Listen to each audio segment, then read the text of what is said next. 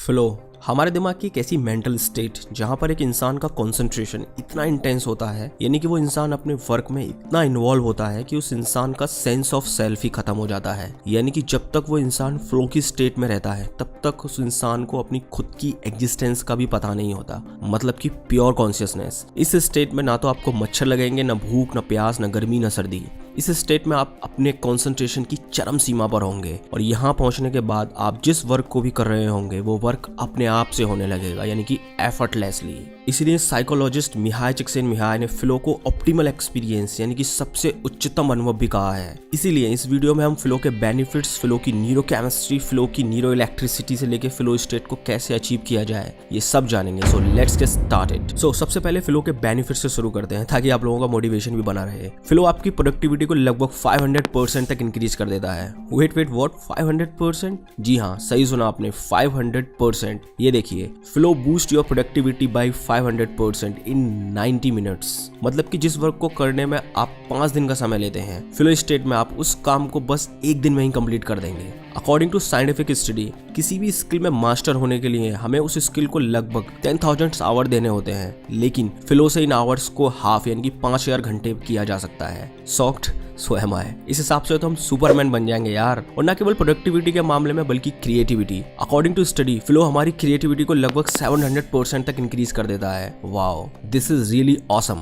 According to the father of flow psychology Mihaly Csikszentmihalyi, हर एक flow की state के बाद ब्रेन की कॉन्शियसनेस में थोड़ा सा इजाफा हो जाता है। So flow is the key of extraordinary. And believe me, मैंने बहुत से महान लोगों की बायोग्राफीज पढ़ी हैं और उन सारे लोगों में जो कॉमन चीज है वो है उनका पावर ऑफ कॉन्सेंट्रेशन। वो लोग अपनी विल पर फ्लो की स्टेट में जा सकते हैं और इसी वजह से वो लोग इतने एक्स्ट्राऑर्डिनरी होते हैं। सो नाउ अब हम जानेंगे कि फ्लो के दौरान हमारे ब्रेन में क्या केमिकल और इलेक्ट्रिक चेंजेस होते हैं। फ्लो के दौरान सबसे पहले brain norepinephrine and dopamine release करता है, जिससे हार्ट रेट बढ़ने लगता है और फोकस गहरा होने लगता है। ब्रेन वेव्स बीटा से अल्फा में शिफ्ट हो जाती हैं, जिससे ब्रेन की क्रिएटिविटी इंक्रीज होने लगती है और ब्रेन का प्रीफ्रंटल कॉर्टेक्स बंद हो जाता है, जिससे हम मेडिटेटिव स्टेट में चले जाते हैं। इस स्टेट में आने के बाद brain endogenous and anandamide chemicals release करता है। एंडोजेनस से बॉडी में जो भी पेन या तनाव होता है वो सब खत्म हो जाता है और आनंदामाइड ये नाम लिया गया है संस्कृत के आनंदा से, यानी कि ब्लिस।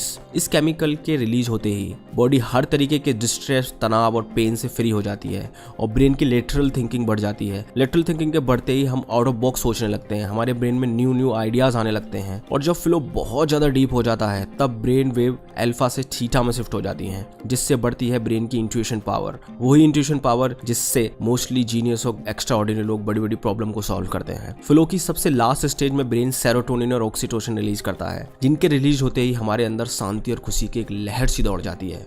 और ये एक्सपीरियंस इतना कमाल का होता है कि फ्लो दुनिया की सबसे एडिक्टिव स्टेट में से एक मानी जाती है। इससे पहले कि मैं आपको ये बताऊं कि how to get into flow state, उससे पहले आपको ये 2 बातें जानना बहुत जरूरी है। पहली तो ये कि लगभग 90 मिनट्स के अनइंटरप्टेड कंसंट्रेशन के बाद ही ब्रेन फ्लो स्टेट के लिए रेडी होता है। और दूसरी जो इंपॉर्टेंट बात है वो ये है कि हमारा ब्रेन 1 सेकेंड में केवल 126 bits of information he process कर सकता है और जब हम किसी भी एक्टिविटी में अपनी कॉग्निटिव कैपेसिटी का एक बिट्स लगा देते हैं तब फ्लो स्टेट स्टार्ट होता है। सो नाउ जानते हैं कि how to get into a flow state. According to psychologist Mihaly Csikszentmihalyi, किसी भी वर्क में फ्लो अचीव करने के लिए हमें इन 2 फंडामेंटल बातों पर ध्यान देना चाहिए, skill and challenge. Let's suppose आप कोई भी वर्क स्टार्ट करते हैं जिसमें आपके स्किल्स बहुत अच्छे हैं और उस वर्क में चैलेंजेस बहुत कम है, तो क्या आप उस वर्क को एंजॉय के साथ कर पाएंगे? बिल्कुल नहीं, आप बहुत जल्दी एपैथेटिक और बोर फील करने लगेंगे। ठीक उसी तरह अगर चैलेंजेस बहुत ज्यादा हैं और आपके स्किल्स बहुत कम, तब ऐसे काम को करने से केवल फ्रस्ट्रेशन ही फ्रस्ट्रेशन होती है। According to scientific study, flow achieve करने के लिए स्किल और चैलेंजेस के बीच का रेशियो 1:4 होना चाहिए। चैलेंजेस हमेशा हमारी स्किल से बड़े ही होने चाहिए, तभी आप फ्लो स्टेट को सक्सेसफुली अचीव कर पाएंगे। और चैलेंजेस आप आर्टिफिशियली भी क्रिएट कर सकते हैं। फॉर एग्जाम्पल, अगर आप क्लास में बैठे बैठे बोर हो रहे हैं तो इंग्लिश के लेक्चर को आप हिंदी में कन्वर्ट करके लिखना शुरू कर सकते हैं। ऐसे ही वाइस वर्सा आप किसी भी सिचुएशन में चैलेंजेस को बढ़ा सकते हैं। सो टू कंक्लूड, आपको अपने हर वर्क में अपनी कॉग्निटिव कैपेसिटी फ्रीक्वेंसी का पूरा 126 बिट्स यूज करना ही है। अगर एक बिट भी अनयूज रह गई तो ब्रेन उस बिट का यूज किसी और थॉट को सोचने में कर देगा और आपका कंसंट्रेशन टूट जाएगा।